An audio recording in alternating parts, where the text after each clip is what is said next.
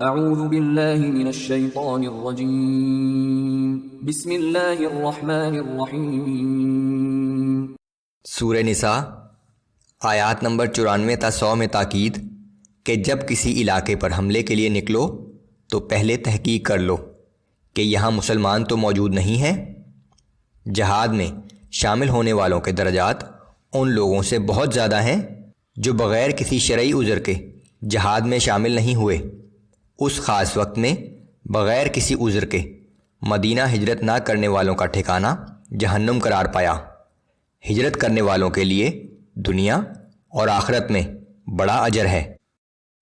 اعوذ باللہ من الشیطان الرجیم۔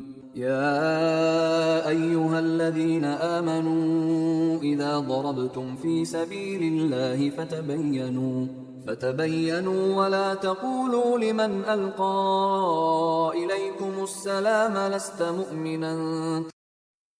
اے ایمان والو، جب تم اللہ کی راہ میں جہاد کے لیے نکلو تو ہر بات کی تحقیق کر لیا کرو، اور کسی ایسے شخص سے جو تمہیں سلام کرے یہ نہ کہو کہ تو مسلمان نہیں ہے۔ یہ ایک ایسے واقعے کا پس منظر ہے جب ایک غزوہ کے دوران ایک شخص نے کچھ صحابہ کو سلام کیا، لیکن انہوں نے یہ سمجھتے ہوئے کہ یہ کافر ہے اور جان بچانے کے لیے اپنے آپ کو مسلمان ظاہر کر رہا ہے، اسے قتل کر دیا۔ تبتغون عرض الحياة الدنيا فعند الله مغانم كثيرة كذلك كنتم من قبل فمن الله عليكم فتبينوا إن الله كان بما تعملون خبيرا۔ اگر تم دنیا کی زندگی کا سامان چاہتے ہو تو یقین رکھو کہ اللہ کے پاس تمہارے لیے بہت سے اموال غنیمت ہیں۔ آخر تم بھی تو پہلے ان جیسے ہی تھے، پھر اللہ نے تم پر احسان کیا، اس لیے ہر ایک کے بارے میں اچھی طرح تحقیق کر لیا کرو۔ بے شک تم جو کچھ بھی کرتے ہو اللہ اس سے باخبر ہے۔ لا يستوي القاعدون من المؤمنين غير أولي الضرر والمجاهدون في سبيل الله بأموالهم وأنفسهم۔ مسلمانوں میں سے جو لوگ جہاد میں شامل نہیں ہوتے اور بغیر کسی شرعی عذر کے گھروں میں بیٹھے رہتے ہیں، ان کی حیثیت ان مجاہدین کے برابر نہیں ہو سکتی جو اللہ کی راہ میں اپنے جان و مال سے جہاد کرتے ہیں۔ فضل اللہ المجاہدین بأموالهم وأنفسهم على القاعدین درجہ۔ اللہ نے ان مجاہدین کو جو اپنی جان اور اپنے مال سے جہاد میں مشغول رہتے ہیں گھر میں بیٹھنے والوں پر درجہ کے اعتبار سے بڑی فضیلت اور بزرگی عطا کی ہے۔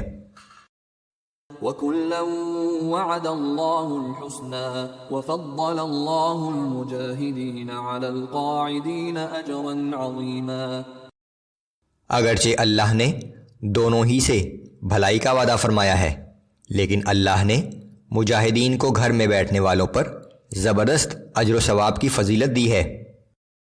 درجات منہ ومغفرة ورحمة وكان اللہ غفورا رحیما۔ ان کے لیے اللہ کی طرف سے بڑے درجات ہیں اور مغفرت اور رحمت ہے، اور اللہ بہت معاف کرنے والا اور ہر وقت رحم کرنے والا ہے۔ ان الذين توفاهم الملائكة ظالمي انفسهم قالوا فيما كنتم۔ بے شک فرشتے جب ان لوگوں کی روح قبض کرتے ہیں جو ہجرت نہ کر کے اپنے حق میں برا کر رہے ہیں تو وہ فرشتے ان سے پوچھتے ہیں کہ تم کس حال میں تھے؟ قالوا كنا مستضعفين في الارض۔ وہ جواب دیتے ہیں کہ ہم اس سرزمین میں کمزور و بے بس تھے۔ قالوا ألم تكن أرض الله واسعة فتهاجروا فيها فأولئك مأواهم جهنم وساءت مصيرا۔ فرشتے جواب میں کہتے ہیں کہ کیا اللہ کی زمین وسیع نہ تھی کہ تم اس میں کہیں اور ہجرت کر جاتے، سو ایسے لوگوں کا ٹھکانہ جہنم ہے، اور وہ جہنم بہت ہی برا ٹھکانہ ہے۔ إلا المستضعفين من الرجال والنساء والولدان لا يستطيعون حيلة ولا يهتدون سبيلا فأولئك عسى الله أن يعفو عنهم وكان الله عفوا غفورا۔